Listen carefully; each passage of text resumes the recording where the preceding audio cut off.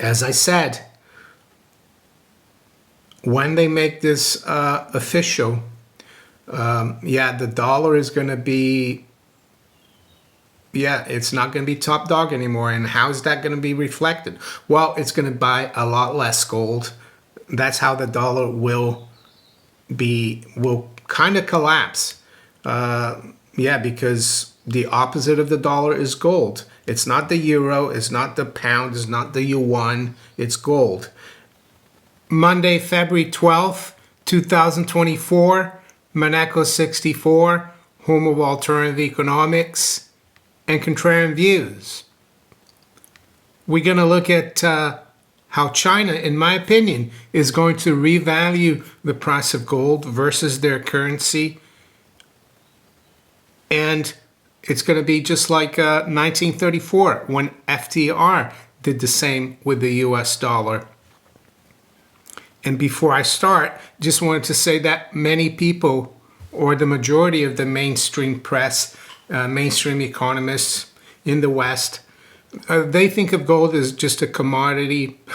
They haven't done their homework like we have and realized that gold is the most important monetary asset on the planet. Gold is still money despite the fact that what they might say. Even the great Milton Friedman once, back in the 70s when Nixon closed the gold window, he said that gold was going to go to zero because it was demonetized. So even he didn't know the importance of gold. Why am I saying this about China? That they might revalue the price of gold in China. And they would do it, of course, to bring the economy back to life. Yes, their economy is still growing, but they are kind of in trouble right now with their real estate troubles, the stock market, and everything else. And the other thing people need to know is that the dollar, of course, is quickly losing its influence and its importance as a major reserve currency. We're seeing a lot of countries starting to use their own currencies to trade in oil. And the BRICS Plus, of course, they're expanding. So when you do that, you need to have a sound base of gold for your currency, because the dollar is a derivative of gold, and that's the reason why the dollar was such an important currency in the post-World War era. The U.S. had 2/3 of the gold after World War II. Of course, it squandered that legacy, but if you look at recent news, or even news in the last 2 years, or even further back, we can see, we've been following that China, Russia, and many other countries, especially non-Western countries, have been accumulating gold. They've seen the writing on the wall that the dollar is going to go away as the major reserve currency. So recently we saw that the Bank of China bought another 10 tons of gold in January this year.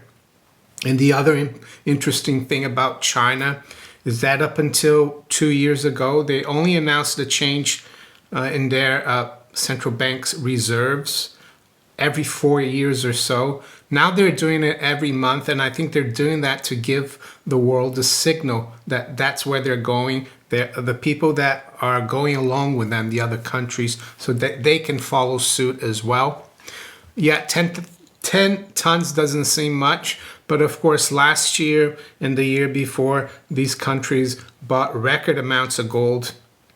Yes, a net gold is the biggest amount since the end of World War II. The other article here from Newsweek, China's gold sales surge as economic confidence crashes, right? That's from Newsweek. World Gold Council, a story here from Zero Hedge via Shift Gold. Blistering central bank buying fuels strong gold demand. And of course, China is at the forefront of that. And this is from TRT World. This is from 20 days ago. Does China's nonstop gold purchases show shift away from US dollar? I think definitely it does. And it says China's central bank added 225 tons of gold to its stockpile in 2023. Yet the share of gold in its overall reserves remains minuscule. And that's what I want to talk about. So let's look at why I think this idea that China doesn't have that that much gold reserves, that it has a minuscule amount compared to the United States, for example. Let's go through this article in Money Week by Dominic Frisby. It's from March 2022. And unfortunately, this is behind a paywall, but I'll go through it for you. It says China's almost certainly owns more gold than the US. Here's why that matters. China almost certainly owns more gold than anyone else, including the USA. But how much? And why does it need so much gold? Dominic Frisby explains. So if you thought the West was unprepared for inflation or indeed for Russia, wait and see just how unprepared for it is for this bombshell. This is the biggest story in world finance, and yet nobody, bar your intrepid blogger, is reporting on it. For those without the attention spans to read all the way to the end, let's cut to the chase and get to the main point out up front. China has more gold than the United States. Why China might want to own a lot more gold than it is admitting. We've seen many examples over the last few decades of how the US weaponizes the dollar, exploiting its status as the global reserve currency. The sanctions on Russia and its removal from the SWIFT messaging system this week are perhaps the most dramatic example of all. Russian civilians have had their wealth decimated, in fact, probably significantly more than decimated for most, almost overnight. China will be surely watching all of this, learning from China's mistakes, and thinking it needs to de-dollarize as swiftly and discreetly as possible, whether to protect its citizens' wealth or its national interests. China cannot be beholden to a banking system that is run by the West, the US especially, and which is one of their weapons of war. Both Russia and China have known they must de-dollarize for some considerable time, which is why both have been so steadily increasing their gold holdings. Yes, I have a playlist called the Petrodollar Files, and I've been speaking about this for 6 years, that they are de-dollarizing, that eventually the petrodollar would die. I recommend you look at the videos. There's plenty of videos in that file. Let's start with Russia's gold. The chart is courtesy of Nick Laird of goldchartsarus.com, and it shows the Russian central bank's accumulation to today's figure of give or take 2,300 tons, roughly 74 million ounces. There are 32,150 troy ounces in a ton. That makes Russia, according to the official figures, at least the fifth largest owner in the world. The table below, courtesy of the World Gold Council, shows the top 19 owners of gold, also their foreign exchange reserves and their percentage allocation of gold. The US has the most, 8,134 tons, which has never been audited, of course, followed by Germany, Italy, France, and Russia. The UK sits proudly, I think he's being sarcastic, in 17th position behind Kazakhstan, Turkey, and Uzbekistan. Thank you, Gordon Brown. Yeah, Gordon Brown sold half the UK's gold reserves back in the beginning of the century. So let's keep going. The country we're focusing on today is the one in 6th place on the table, China. I think it's probably gone up now because they've been buying a lot since he wrote this. Here's why China's gold reserves must be far bigger than official data suggests. First, consider China's US dollar holdings, over 3 trillion of them. That's more than the UK's annual GDP. Its US dollar holdings eclipse those of every other nation. China is not going to want those to go to zero, not yet anyway. Then consider its gold holdings. It has now 1,948 tons, barely 3% of its foreign exchange reserves. The U.S.'s gold holdings equate to over 65 of its reserves. Of course, that's gone up to around 2,300. What if China were to approach that level? Well, my argument is that China has much more gold than it says it does. There are two parts to this argument. First, China's gold mining. In 2007, China overtook South Africa as the world's largest gold producer. It has remained so ever since.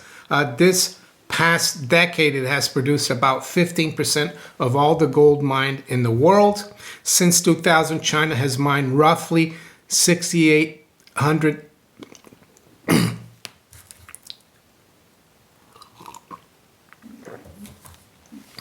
Since 2000, China has mined roughly 6,830 tons. Over half of the Chinese gold production is state-owned. The China National Gold Group Corporation alone accounts for 20%. And China keeps the gold it mines. The export of domestic mine production is not allowed. I say that that number again, 6,830 tons. Already, that official 1,948 figure looks very dubious. With reserves in decline at home, Chinese mining companies have also been buying assets abroad across Africa, South America, Asia. International production exceeds domestic production by about 15 tons in 2020. Second, there is the fact that as well as being the biggest producer, China is the world's biggest importer. Gold imports via Switzerland and Dubai are not always declared, but we do know that via Hong Kong, over 6,700 tons have entered the country since 2000.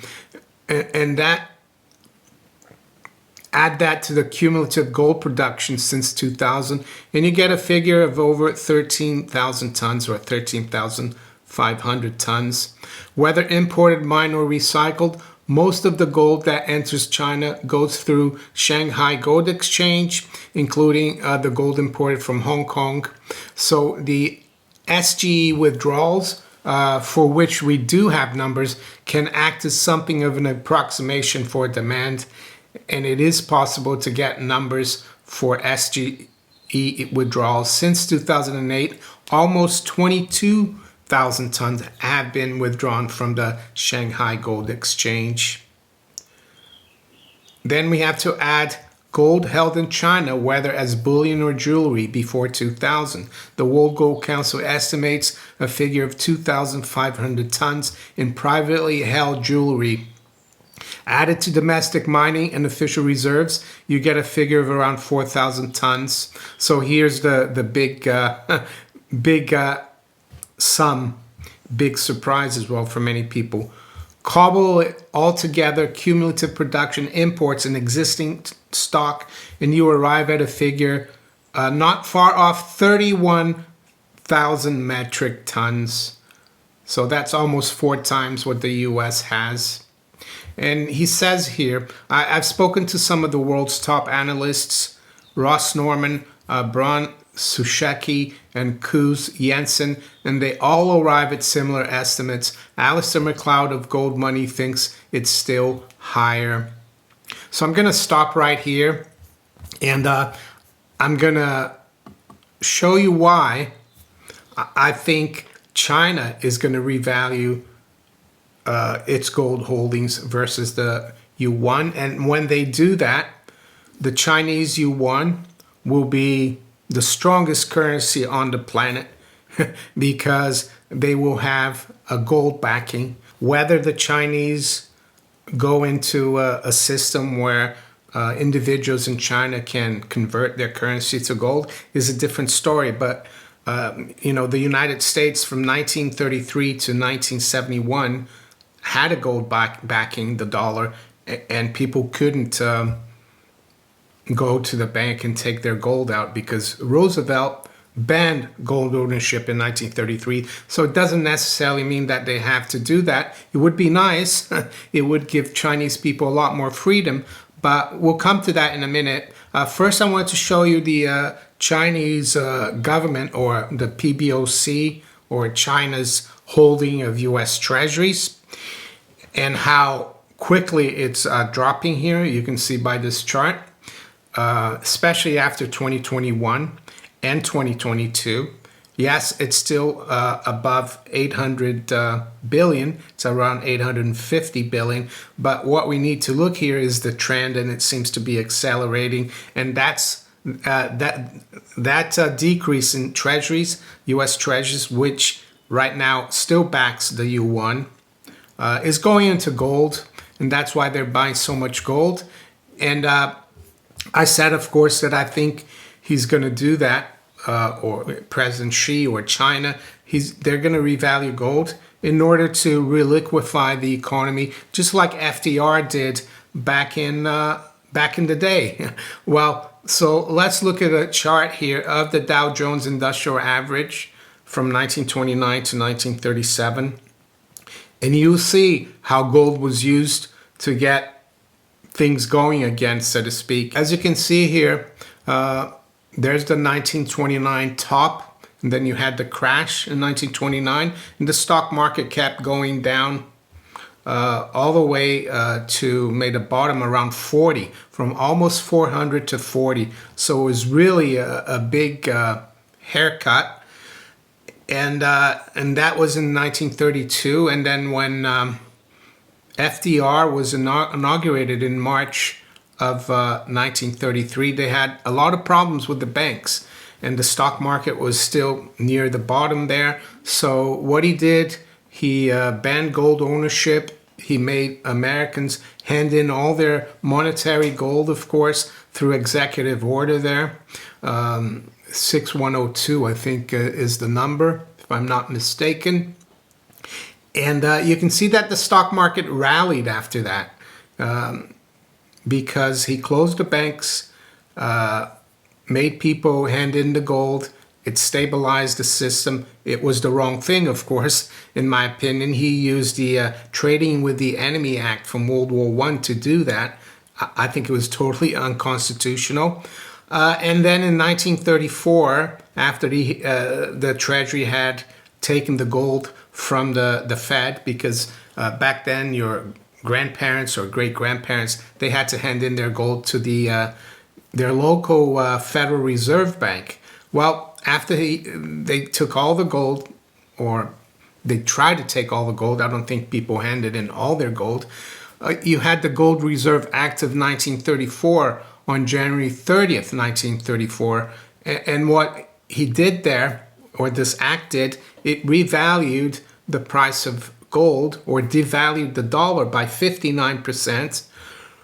So before that, and since 1900, 1 ounce of gold was $20.67. And after this act, gold was revalued overnight, legally, through this act, to $35 a troy ounce. And what that did was it filled the coffers of the Treasury and allowed Roosevelt to implement his New Deal. And you can see that the stock market after that didn't rally right afterwards, but in the next few years, the Dow doubled in value from 100 to almost 200. Yes, it came off in 1937, but it was still way above where we were back in 1932. It was 3 times higher. So that's what gold does. It reliquifies the system. And I think China is thinking along the same lines. And it's ironic that despite China being a so-called communist country, and that's a different topic, of course, I think de facto they're a mixture of many systems. And if they were just communists like the old Soviet Union, I don't think China would have driven so many people out of poverty in the last 30 years. And I'm not defending China here. I'm just looking at the facts. But isn't it ironic that Roosevelt had to confiscate the gold in order to do this? But China is going the other way, even though it's supposed to be communist. The Chinese officials have been encouraging the public to buy gold in the last few years. So it's like they're going to allow the public to benefit as well. When are they going to do this? Well, when they feel that they have enough gold reserves and the public has enough gold so that they can really get this going. They don't want to make the same mistake that Winston Churchill did back in 1926 when he was chancellor. He revalued gold.